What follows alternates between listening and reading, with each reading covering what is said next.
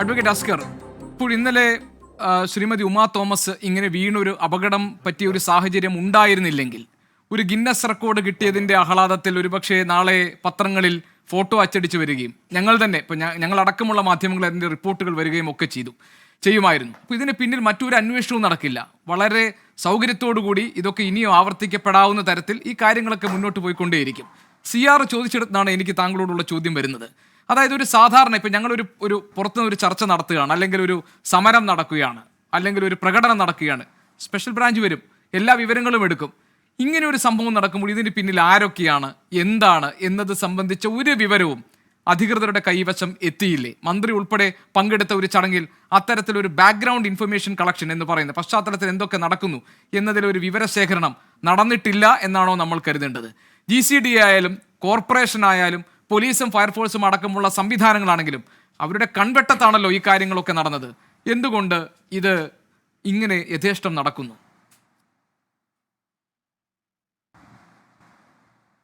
ഗോപീഷ്, മലയാളിയുടെ ഏറ്റവും വലിയൊരു പരിമിതി എന്ന് പറയുന്നത് പലപ്പോഴും ദുരന്ത മുഖത്ത് നിന്നുകൊണ്ട് ദുരന്തത്തിൻ്റെ കാര്യകാരണങ്ങളെക്കുറിച്ച് മാത്രം നാം ചർച്ച ചെയ്യുകയും എങ്ങനെ ഇതിനെ അതിജീവിക്കാൻ കഴിയും എന്നുള്ളതിനെക്കുറിച്ച് ഒരു തരത്തിലും ചർച്ച ഉണ്ടാവാറില്ല എന്നുള്ളതാണ് ഏറ്റവും വലിയ പ്രശ്നം. ഞാൻ മനസ്സിലാക്കുന്നത് ഒരു സ്റ്റാൻഡേർഡ് ഓപ്പറേറ്റിംഗ് പ്രൊസീജിയറിൻ്റെ അഭാവം ഈ മെഗാ ഈവൻസുകളെ സംബന്ധിച്ച് കേരളത്തിലില്ല. PPR ലൈസൻസിംഗ് ഒക്കെ ഈ അടുത്ത കാലത്ത് വന്നിട്ടുള്ള ഒരു സാങ്കേതികത്വം മാത്രം നിലനിൽക്കുന്ന ഒരു പ്രക്രിയ മാത്രമാണ്. അതിനുശേഷം നമുക്കൊരു സ്റ്റാൻഡേർഡ് ഓപ്പറേറ്റിംഗ് പ്രൊസീജിയർ ഇക്കാര്യത്തിൽ കേരളത്തിൽ ഇല്ല എന്നുള്ളതാണ് ഏറ്റവും ദൗർഭാഗ്യകരം. നമുക്ക് വെടിക്കെട്ട് അപകടങ്ങൾ ഉണ്ടാകുമ്പോൾ വെടിക്കെട്ട് നടത്തുന്നതിനെ സംബന്ധിച്ച് ഗവൺമെൻറ് അല്ലെങ്കിൽ ഏത് ഭരണകൂടം എല്ലാ കാലത്തും അപ്പോൾ ഒരു സ്റ്റാൻഡേർഡ് ഓപ്പറേറ്റിംഗ് പ്രൊസീജിയർ ഉണ്ടാക്കിയിട്ടുണ്ട്.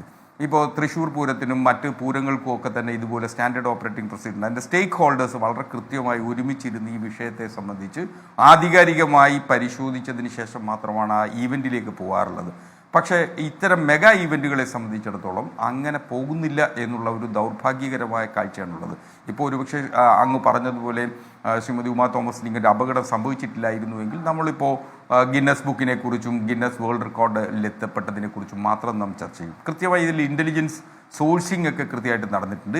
ഇൻ്റലിജൻസിനെ സംബന്ധിച്ച് ഇതിൻ്റെ വിവരങ്ങൾ, കാര്യം മന്ത്രിയും MLA യും ADGPയും ഒക്കെ പങ്കെടുക്കുന്ന ഒരു വലിയ ഈവൻ്റ് ആയതുകൊണ്ട് നിശ്ചയമായും പോലീസിന് ഇതിനെ സംബന്ധിച്ച് വിവരങ്ങളൊക്കെ ലഭിക്കും. മാത്രമല്ല ഉദ്ദേശം 5-6 ലക്ഷം ആളുകൾ ഒത്തുകൂടുന്ന ഒരു വലിയ ചടങ്ങ്, വലിയ ഈവൻ്റ് ആയതുകൊണ്ട് നിശ്ചയമായും അത് സംബന്ധിച്ചിട്ടുള്ള വിവരങ്ങളും അതിൻ്റെ മുന്നൊരുക്കങ്ങളും ഒക്കെ പോലീസ് നടത്തിയിട്ടുണ്ടാവും. സെക്യൂരിറ്റി സ്റ്റാൻഡേർഡ്സ് ഒക്കെ വിലയിരുത്തപ്പെടേണ്ടതല്ലേ അഡ്വക്കേറ്റ് അസ്കർ? അങ്ങനെ ഒരു അന്വേഷണവും പരിശോധനയും നടന്നിട്ടുണ്ടെങ്കിൽ അവർക്ക് എങ്ങനെയാണ് ഇങ്ങനെ ഇതിന് അപ്രൂവൽ കൊടുക്കാൻ പറ്റുക? അല്ല, പലപ്പോഴും നമുക്ക് അങ്ങനെ പരിശോധനകൾ നടത്താറില്ല എന്നുള്ളതാണ്. ഇപ്പോൾ നമുക്കറിയാവുന്ന പലപ്പോഴും സ്റ്റേജുകളൊക്കെ നിർമ്മിച്ച് പരിപാടികൾ നടത്തുമ്പോൾ പോലും ആ സ്റ്റേജുകളൊക്കെ ഇടിഞ്ഞു വീണ് ദുരന്തങ്ങൾ ഉണ്ടായിട്ടുള്ളത് നാം കേട്ടിട്ടുമുണ്ട്, കണ്ടിട്ടുമുണ്ട്. അപ്പോൾ സ്വാഭാവികമായും അതൊക്കെ പോലീസ് വന്ന് കൃത്യമായി അല്ലെങ്കിൽ ഫയർഫോഴ്സ് വന്ന് വളരെ കൃത്യമായിട്ട് പരിശോധിക്കുക എന്ന് പറയുന്നത് പ്രാഥമികമായി അതിൽ ചില ബുദ്ധിമുട്ടുകൾ അല്ലെങ്കിൽ അവരതൊക്കെ കണ്ണടച്ചു കൊടുക്കുന്ന സാഹചര്യം ഉണ്ടായിട്ടുണ്ട്. അതൊരു തുറന്ന് കുറ്റസമ്മതമായി തന്നെ കരുതണം. കാരണം അത്തരത്തിൽ അവർക്ക് ഇത്തരം ദുരന്തങ്ങൾ ഉണ്ടാകുമ്പോൾ മാത്രമാണ് ഇങ്ങനെ സംഭവിക്കുമായിരുന്നു. താങ്കളോട് എന്തോ ഒന്ന് പറഞ്ഞു ശ്രീ ടോണി ചമ്മണി, എന്താണ് താങ്കൾ പറഞ്ഞത്? ഞാൻ കേട്ടില്ല. അദ്ദേഹം പറയുന്നത് മുഴുവൻ വസ്തുതാവിരുദ്ധമാണ്. അത് എൻ്റെ ഒരു ടേൺ വരുമ്പോൾ ഞാൻ അതിന് മറുപടി കൊടുക്കാം. ശരി ശരി ശരി അഡ്വക്കേറ്റ് അസ്കർ പറഞ്ഞോളൂ. അല്ല, അപ്പോൾ സ്വാഭാവികമായിട്ട് ഇത്തരം ഒരു ചടങ്ങുകൾ നടക്കുമ്പോൾ ആ ചടങ്ങുകളെ സംബന്ധിച്ച് വളരെ കൃത്യമായി ഈ പോലീസിൻ്റെ ഭാഗത്തു നിന്നും അതുപോലെ തന്നെ ഫയർഫോഴ്സിൻ്റെ ഭാഗത്തു നിന്നും അതുപോലെ തന്നെ കോർപ്പറേഷൻ്റെ ഭാഗത്തു നിന്നൊക്കെ ഇടപെടലുകൾ ഉണ്ടാവേണ്ടതായിരുന്നു. ഒരുപക്ഷെ ഈ ദുരന്തം മുന്നിൽ കണ്ടുകൊണ്ടല്ലല്ലോ ഇത്തരം ഇടപെടലുകൾ വരുത്തേണ്ടത്. ഇതിന് കൃത്യമായി സംസ്ഥാന സർക്കാരും ബന്ധപ്പെട്ട അധികാരികളും ഒരു സ്റ്റാൻഡേർഡ് ഓപ്പറേറ്റിംഗ് പ്രൊസീജിയർ ഇക്കാര്യത്തിൽ ഈവൻറ്റുകളെ സംബന്ധിച്ച് ഉണ്ടാക്കേണ്ടതിൻ്റെ അനിവാര്യതയാണ് നമ്മുടെ മുന്നിലുള്ളത്. അപ്പോൾ അങ്ങനെ ഒരു അനിവാര്യതയിലേക്ക് കൂടിയാണ് ഈ ദുരന്തം നമ്മെ എത്തിച്ചിട്ടുള്ളത്. അല്ലാതെ ഇതിൽ ഏതെങ്കിലും ഒരു വ്യക്തിയെ അല്ലെങ്കിൽ ഏതെങ്കിലും ഒരു സ്ഥാപനത്തെ മാത്രം നമുക്കിപ്പോൾ പഴി പറയുന്ന സാഹചര്യമില്ല. ഇപ്പോൾ ഉദാഹരണത്തിന് മൃദംഗ വിഷനെ അത് സംഘാടനത്തെ സംബന്ധിച്ചോ അതിൽ ഇത്തരമൊരു പ്രോജക്റ്റ് നടപ്പിലാക്കുന്നതിന് അല്ലെങ്കിൽ ഇത്തരമൊരു വലിയ പദ്ധതി ആവിഷ്കരിക്കുന്നതിനുള്ള അവരുടെ ഭാവനയെ നമുക്കങ്ങനെ വിമർശിക്കാനാവില്ല.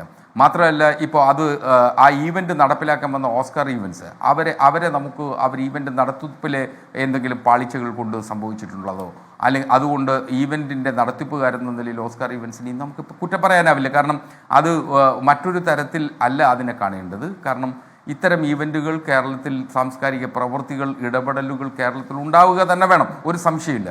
അപ്പോൾ എങ്ങനെ ഇതിനെ പരിഹരിക്കാൻ കഴിയും, ആ പരിഹരിക്കാൻ കഴിയുക എന്നുള്ളതാണ് ഏറ്റവും പരമപ്രധാനമായി നാം ചിന്തിക്കേണ്ടത്. ആ ചിന്തകൾ എത്തേണ്ടത് ആരെയും കുറ്റപ്പെടുത്തിക്കൊണ്ട് ആവരുത് എന്നുള്ളതാണ്. മറിച്ച് കൂട്ടായി ഒരു പരിശ്രമം, എല്ലാവരും ഒരുമിച്ചിരുന്ന് ചർച്ച ചെയ്ത് എങ്ങനെ ഇനി തുടർന്ന് ഇത്തരം ദുരന്തങ്ങളുണ്ട്. കാരണം കൊച്ചിയെ സംബന്ധിച്ചിടത്തോളം നേരത്തെ പിന്നെ ആരെയും കുറ്റപ്പെടുത്താൻ പറ്റില്ലെങ്കിൽ പിന്നെ ആരാണ് ഇതിന്റെ ഉത്തരവാദികൾ? ഇപ്പൊ താങ്കൾ പറഞ്ഞ ഈ പരിപാടിയുടെ സംഘാടകൻ കൃഷ്ണകുമാർ, അതായത് ഓസ്കാർ ഇവന്റ് മാനേജ്മെന്റിന്റെ ഗ്രൂപ്പ്, ആ ഗ്രൂപ്പിന്റെ ആൾ, അദ്ദേഹമാണ് ഇതൊക്കെ ചെയ്യേണ്ടത്. ഈ കൃത്യമായിട്ട് എല്ലാവരുടെ അടുത്തു നിന്നും ഈ പെർമിഷൻസ് എടുക്കേണ്ട കാര്യങ്ങൾ ഇതെല്ലാം ചെയ്യേണ്ട ആൾ ആരാണ്? അദ്ദേഹമാണ് നടത്തിപ്പുകാരൻ, അദ്ദേഹമാണ് അത് ചെയ്യേണ്ട കാര്യങ്ങൾ, അത് ചെയ്തിട്ടില്ല.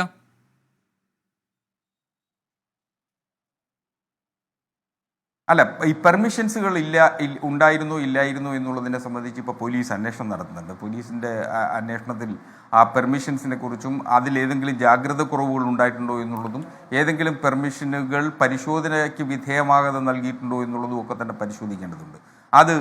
അത് പരിശോധനയ്ക്ക് വിധേയം.